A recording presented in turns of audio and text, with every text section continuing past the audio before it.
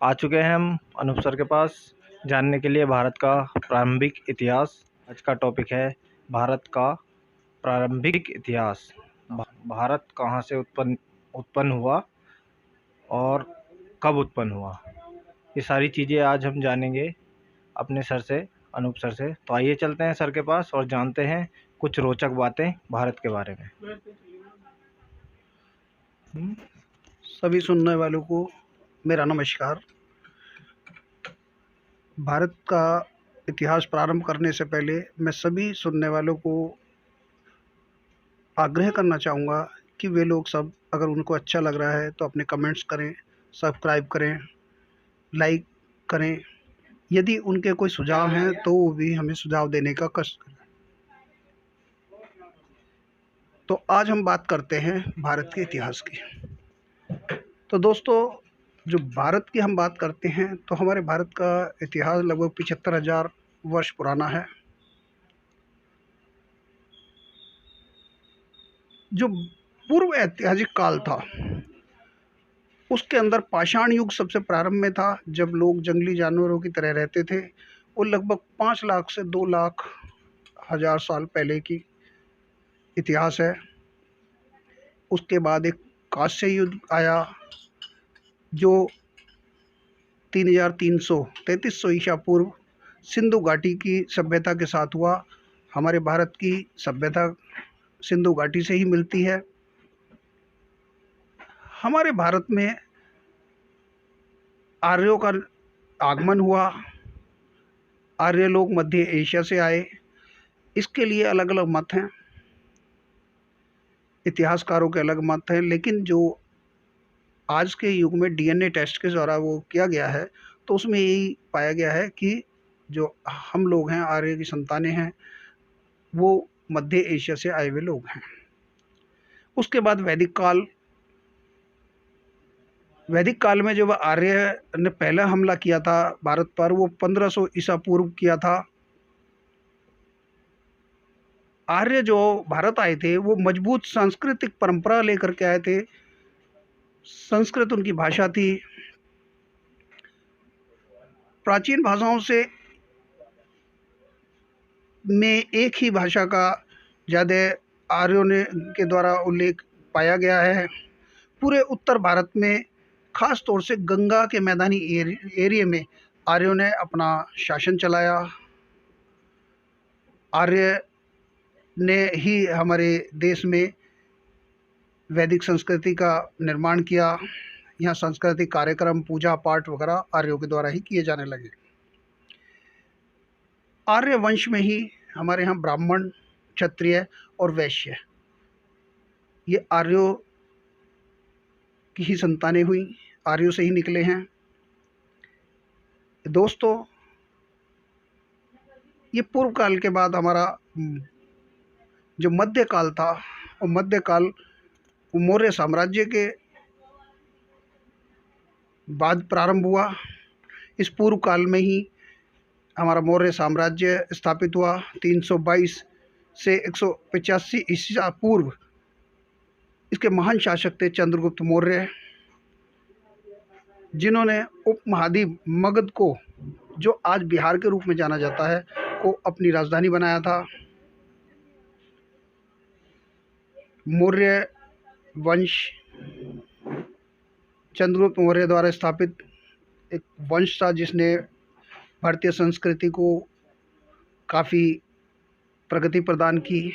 जगह जगह उन्होंने शिलालेख, नई नई कलाकृतियाँ, चंद्रगुप्त मौर्य के शासनकाल में काफ़ी हमारी संस्कृति को बढ़ावा मिला। इसके अलावा दक्कन और दक्षिण में 1665 ईस्वी पूर्व लगभग 250 ईस्वी को इस युग में दक्षिण भाग से चोल, चेर और पांड्या का शासन रहा।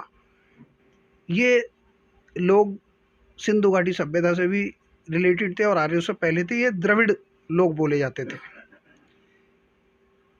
इस युग में अजंता, अलोरा जैसी गुफाओं का निर्माण किया गया, जो दीवार पे नक्काशी के मामले में संसार में अपना अग्रणीय स्थान रखती हैं। अजंता एलोरा की गुफाओं को देखने के लिए लोग देश विदेश से हर वर्ष लाखों की संख्या में आते हैं।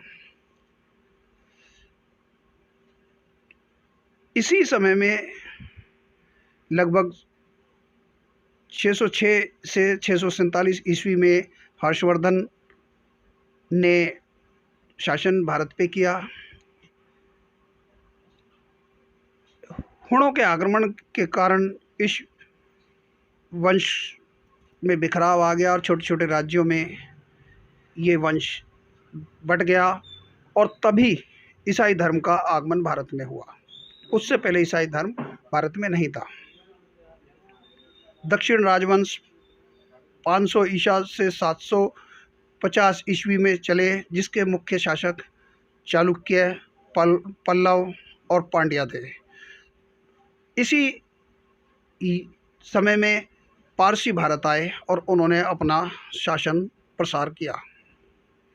चोल साम्राज्य में सबसे अधिक मंदिर, सांस्कृतिक और सामाजिक कार्यों को बढ़ावा दिया। ये उसके केंद्र बिंदु रहे। उत्तरी साम्राज्य 750 ईस्वी से 1206 ईस्वी तक राष्ट्रकूट ताकतवर हुआ। इसमें प्रतिहार और पलस ने बंगाल पर शासन किया। इस दौर में राजपूत कुलों का उदय हुआ। जो राजपूत शासन था, जो थे, यहाँ से ही उदय हुए। इस युग में खजुराहो, कांचीपुरम और पुरी के मंदिरों का निर्माण हुआ, जो विश्व प्रसिद्ध मंदिर हैं, जिनकी अपनी अपनी ख्याति हैं। जब समय होगा हम इन मंदिरों के बारे में आपको पूरी डिटेल बताएंगे। खजुराहो का मंदिर, कांचीपुरम का मंदिर और जगन्नाथपुरी का पुरी मंदिर, ये भारतीय सभ्यता का एक प्रतीक है। ये मंदिर भगवान की पूजा के अतिरिक्त कलाकृति, नक्काशी और पर्यटन के मामले में विश्व विख्यात हैं, जिसको निहारने के लिए करोड़ों लोग हर वर्ष भारत विदेशों से आते हैं। अब हम बात करते हैं मध्य काल की। मध्य काल में हमारे देश में मुगलों का काल बोला गया। इस समय मुगल जो विदेशों में जो आपका ईरान और इराक था, अरब कंट्रीज से, वहाँ से मुगलों का आगमन हमारे देश में, क्योंकि हमारा देश अथाह धन संपदा से परिपूर्ण देश था। उसकी चकाचौंध को देखते हुए मुगलों ने आकर के उस धन संपदा की चकाचौंध को देखते हुए यहाँ पर प्रवेश किया। फरगाना बेलर, जो कि आज का उज्बेकिस्तान है, कि तैमूर और चंगेज़ खां के वंशज 1500 ईस्वी में खैबर दर्रे को पार किया और वहाँ मुग़ल साम्राज्य की स्थापना की। जो आज का अफ़गानिस्तान, पाकिस्तान, भारत और बांग्लादेश है, वो ये सब क्षेत्र रहा। 1600 ईस्वी तक पूरे भारतीय महाद्वीप पर इन लोगों ने राज किया। इसके बाद इनका राज धीरे धीरे ढलान पर जाता रहा और 1700 ईस्वी के बाद इस वंश का पतन होना शुरू हो गया और 1857 की क्रांति के बाद तो इस वंश का, इस शासन का बिल्कुल अंत हो गया। 1206 ईस्वी से 1739 ईस्वी तक का जो इतिहास है वो मैं आपको बताता हूँ। सबसे पहले जो मुग़ल साम्राज्य की स्थापना की थी वो कुतुबुद्दीन ऐबक ने की थी, जो मोहम्मद गोरी का एक गुलाम था।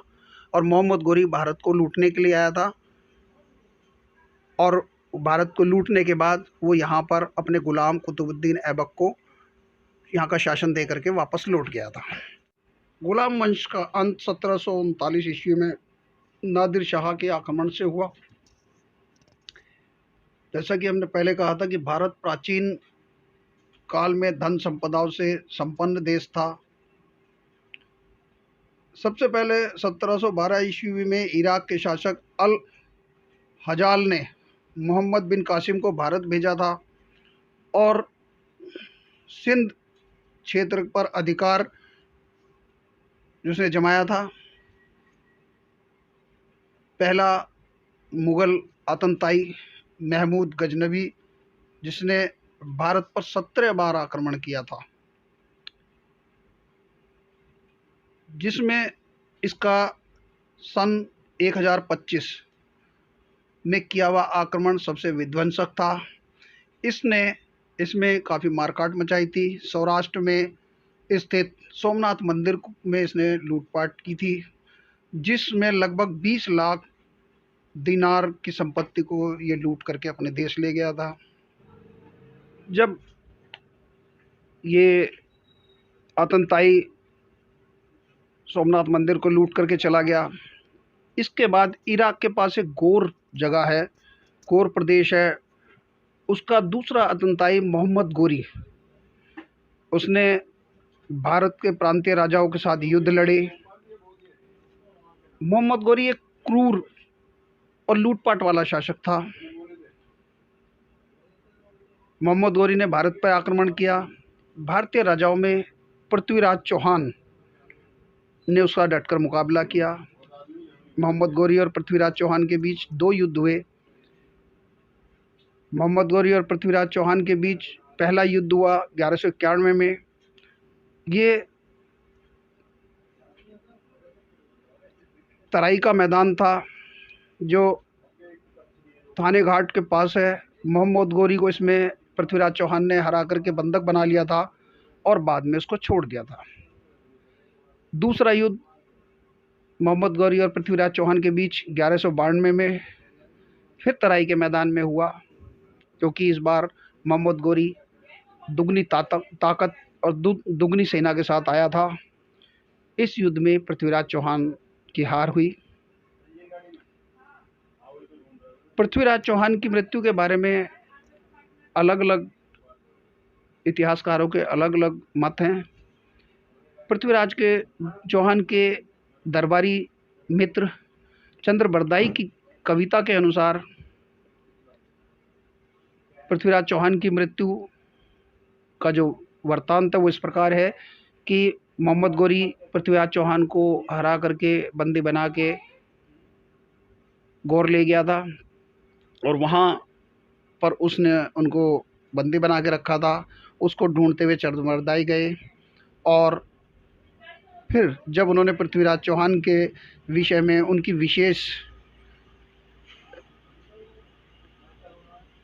एक जो उनमें अद्भुत प्रतिभा थी उसके बारे में गोरी को बताया कि ये शब्दवेदी बाण छोड़ते हैं, तो उस प्रतियोगिता को देखने के लिए जब गौरी ने एक वो आयोजन किया तो शब्द बाण के द्वारा पृथ्वीराज चौहान ने उस पर बाण मार करके उसकी हत्या की। तुरंत दरबारियों ने चंद्रबरदाई की और पृथ्वीराज चौहान की भी हत्या कर दी, लेकिन ऐसे साक्ष्य इतिहास में नहीं मिलते हैं। इतिहासकारों का ज़्यादातर का मानना यह है कि पृथ्वीराज चौहान इस युद्ध में हार गए थे। हार के उपरांत उन्होंने अपनी हार स्वीकार कर ली थी, तो उनको मोहम्मद गोरी ने अजमेर का शासक बना दिया था, क्योंकि अजमेर के शासन में उनके बाद उनका पुत्र भी वहाँ का शासक रहा। ये ज़्यादातर इतिहासों में ये मिलती है। लेकिन उसकी मृत्यु के थोड़े दिन बाद ही उसने उनकी हत्या कर दी थी और उनकी हत्या करने के बाद उनके शव को वो अफ़गानिस्तान ले गया था और वहाँ उसने उनको दफना दिया था।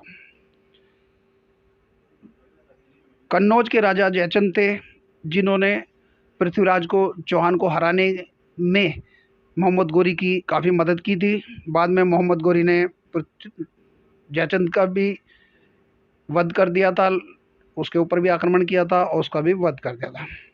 यहीं से गुलाम वंश कुतुबुद्दीन गोरी के जो शुरू हुए थे उसमें गोरी ने सिक्के भी चलवाए थे। उन सिक्कों में एक तरफ कलमा लिखा होता था और दूसरी ओर देवी लक्ष्मी की मूर्ति होती थी। उस दौरान के चलाए हुए सिक्के अभी भी हमारे पुरातन विभाग में इतिहासकारों को मिलते हैं। पृथ्वीराज चौहान के बारे में हम बात करेंगे तो उन्होंने 1178 से लेकर के 1192 तक अजमेर और दिल्ली दोनों में शासन किया था। पृथ्वीराज चौहान के पिताजी की मृत्यु 11 वर्ष की आयु जब पृथ्वीराज चौहान की हो गई थी। उनके पिता का नाम राजा सोमेश्वर था और उनकी माता रानी कपूरा देवी थी। 11 वर्ष की मृत्यु जब उम्र में उनके पिता की मृत्यु हो गई तो अल्पकाल में बाल्यकाल में पिता की मृत्यु के कारण उनको गद्दी नहीं सौंपी जा सकती थी, अवयस्क होते, तो उनकी माता उनको गोद में लेकर के गद्दी में बैठती थी। 13 वर्ष की आयु में उनका राज्याभिषेक किया गया और वे अजमेर के शासक बने। उन्होंने अपने शासनकाल में जब दिल्ली में शासन किया था तो एक किला राय पिथौरा का नाम, जो आज की खंडर हो चुका है, दिल्ली में निर्माण किया था। बाद में अजमेर में पृथ्वीराज चौहान के पुत्र गोविंद राज को अजमेर का शासक भी बनाया गया और उसने वहाँ पर अजमेर में शासन किया। जो महान कवि चंद्र बरदाई हैं और पृथ्वीराज चौहान के दोस्त भी थे, दरबारी कवि भी थे। उन्होंने बहुत सारी रचनाएं लिखी हैं, कविताएं लिखी हैं, बड़ी रोचक कविताएं रहीं। महान कवियों में उनका नाम लिया जाता है। उसमें पृथ्वीराज रासो उन्होंने लिखी, जिसमें पृथ्वीराज चौहान की बचपन से लेकर के और मृत्यु तक की सारी कहानी उसमें लिखी है। तो दोस्तों, हम फिर अगले एपिसोड में जब भी हमारे को ये मौका मिलेगा, हम ये आपको पृथ्वीराज चौहान की पूरी जन्म से लेकर के और अंत तक की कहानी को आपको बताएंगे। आज के एपिसोड में दोस्तों इतना ही है। इसके बाद हम बात करेंगे अगले एपिसोड में नया टॉपिक लेके, नया जानकारी लेके, इतिहास एक कहानी अनेक में।